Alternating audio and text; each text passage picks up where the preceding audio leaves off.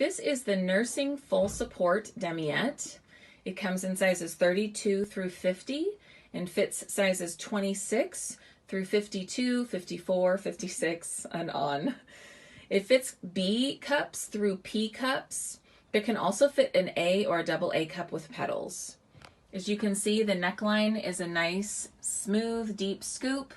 And then, of course, the one-hand release clips on the straps so that you can nurse with ease without the strap falling back behind your blouse.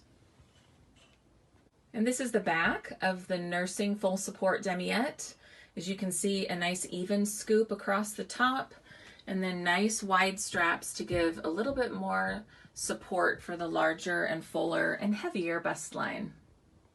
This is the front of the inside of the Nursing Full Support Demiette.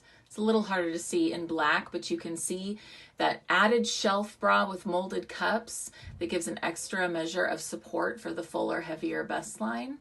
And then also underneath, you can see that there's the wave panel that goes across from the sides up through the middle and to the other side to really bring in the side of the breast and give an extra level of support for underneath that heavier bust line.